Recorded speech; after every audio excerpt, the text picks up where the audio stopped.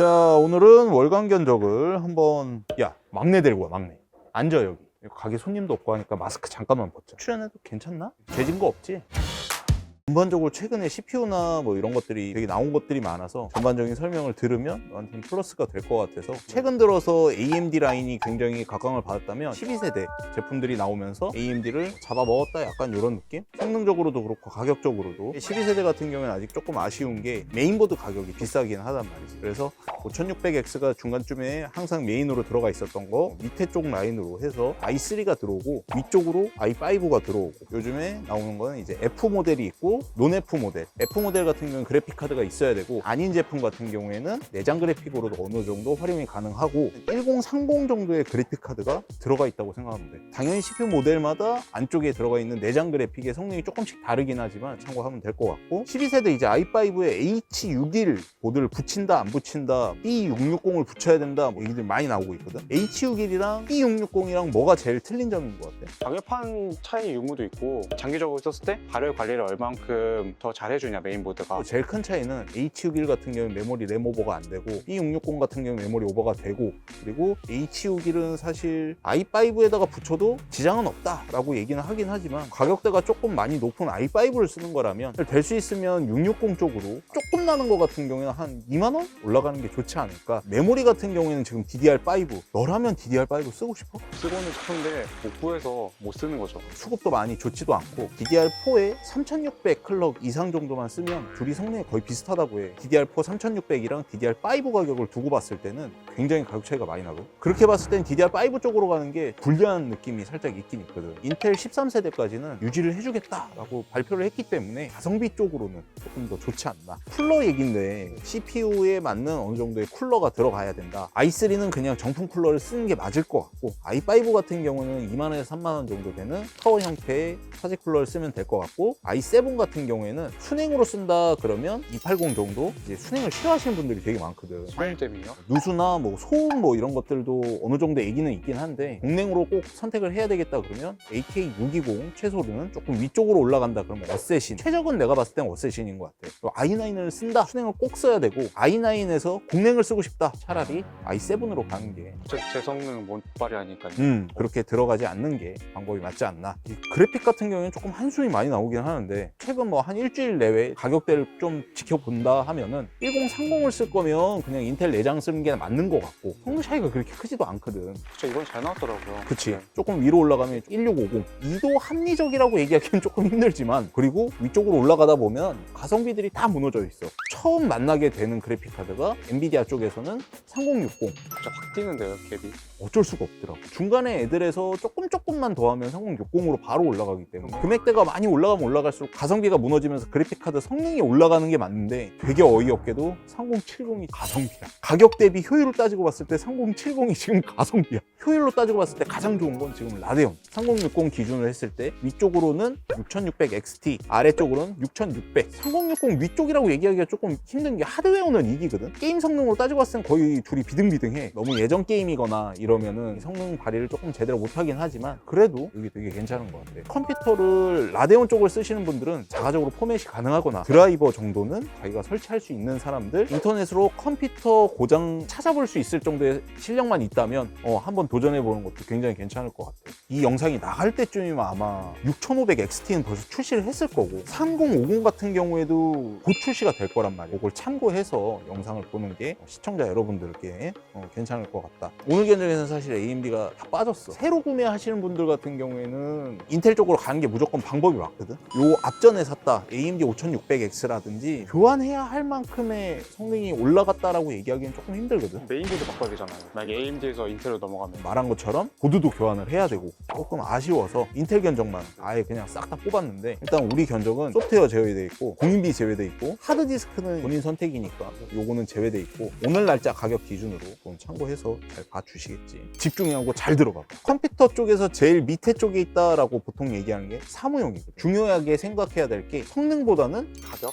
가격도 중요하지. 그리고 안정성. 너무 무너지는 파워를 쓴다든지, 너무 싼 메인보드를 쓴다든지 정도만 아니면 굉장히 괜찮지 않나. 가격 대비 효율을 조금 따지고 봤는데 i3 10세대가 아직까지는 굉장히 괜찮은 것 같더라고. 사무용 같은 경우는 지금 4기가짜리를 2개를 넣어서 일반적으로 소개를 했었었는데 요즘 크롬이라든지 이런 브라우저를 훨씬 더 많이 쓰다 보니까 메모리를 엄청 먹거든. 될 수 있으면 8기가 2장을 껴서 16기가 쪽으로. SSD도 이거 봤더니 250기가랑 500기가랑 2만 원밖에 차이가 안 나더라고. 윈도우, 오피스, 뭐 한글 이런 필수 프로그램 있잖아요. 그거 깔면 진짜 실사용이 100 몇 개밖에 안 돼요. 솔직히 500은 써야 된다고 생각해요, 요즘에는. 파워는 내가 봤을 때는 제일 마지막 마지노선이 마이크로닉스 500인 것 같아. 이렇게 해서 견적을 뽑으면 44만 2천 원 정도? 이것만 쓸 수는 없잖아. 그리고 요번에 12세대가 워낙 잘 나오기도 했고 12세대 i3 정도 쓰게 되면 예전에 i5보다 조금 더 성능이 좋은 정도의 느낌이거든. 그러다 보니까 굉장히 성능이 잘 나오지 않았나. 가격은 요 정도.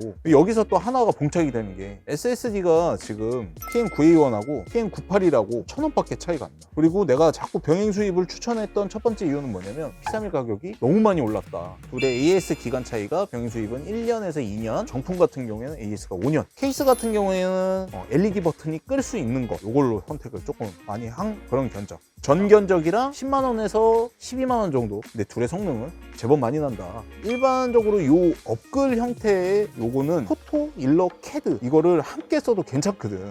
각각의 특징이 있다. 캐드 같은 경우에는 싱글밖에 못 써. CPU 코어가 많은 게 들어가도 효율이 좋지가 않아. 포토, 일러 같은 경우에는 최근 2022 버전으로 넘어오면서 그래픽 사용량이 조금 많아졌어. 너무 예전 내장 그래픽을 쓰면 조금 사용이 힘들어. 요번 인텔 같은 경우에 조금 많이 올라왔으니까 이 정도 쓰면 맞지 않나? 조금 사용량이 많으신 분들은 기본적인 그래픽카드 1650 정도는 하나 넣어주는 게 맞는데 40만 원짜리 그래픽카드를 넣을 바에는 CPU를 올리는 게 훨씬 더 활용도가 좋을 것 같고 기본 형태 같은 경우는 사무용 업그레이드 버전이랑 아예 똑같이 잡으면 될 것 같고 중급기에서 상급기 i5가 이제 들어가 줘야지. 이 정도 형태로 이제 뽑아주면 좋을 것 같아. 그리고 가성비로 이제 주식용 하시는 분들 이 영상을 제일 많이 보게 될 일반 소비층이 게임용이거든. 보면은 i3랑 i5랑 성능 차이가 일반적으로 돌아가는 게임들에서는 거의 없어. 성능 차이는 뭐냐?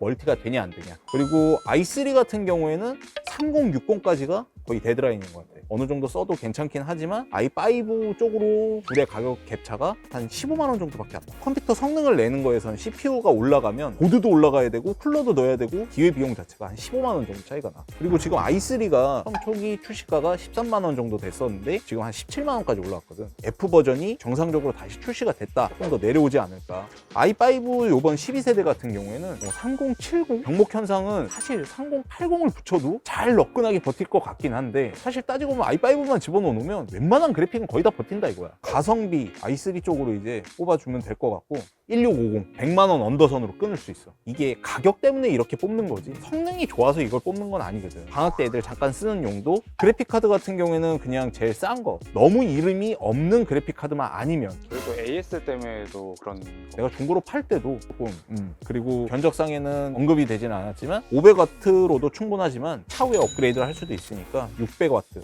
지금 여기 보면 i3, i5 성능 갭차가 예전만큼 그렇게 많이 크지가 않거든요. i3로 가면 30만 원 선에 성능 부분은 다 잡을 수 있고 F가 정상적으로 나오면 이제 뭐 한 25만 원 선에서 i5 쪽으로 간다 그러면 한 40 초중반. 그리고 6600으로 들어간다 그러면은 70 초반, 3060이 들어간다 90만 원대 중후반대, 6600XT로 들어가겠다 80 중후반 정도. 파워는 그냥 이렇게 되면 그냥 700W 쓰면 돼. 600이랑 700이랑도 한 11,000원밖에 차이가 안 나기 때문에 램, SSD, 케이스, 파워 이렇게 하면 30만 원 정도 예산이 나오더라고. 근데 지금 선택할 수 있는 폭이 굉장히 좁아. 요 안에서 요것들을 잘 더해보면 가격 계산할 거 별로 없으니까 200만 원에서 왔다 갔다 한다.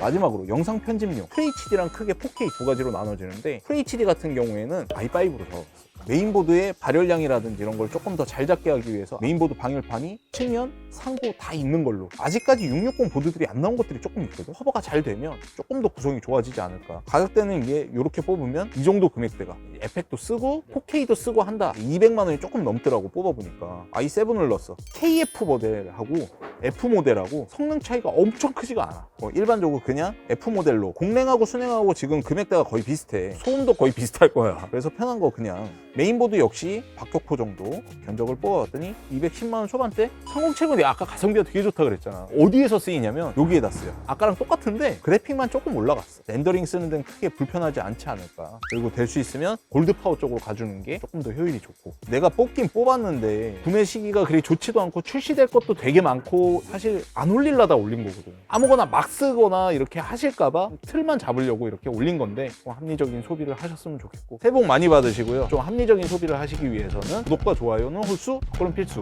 알림 설정은 박수 치면서 다음 영상에 좀 더 알찬 내용으로 찾아뵙겠습니다.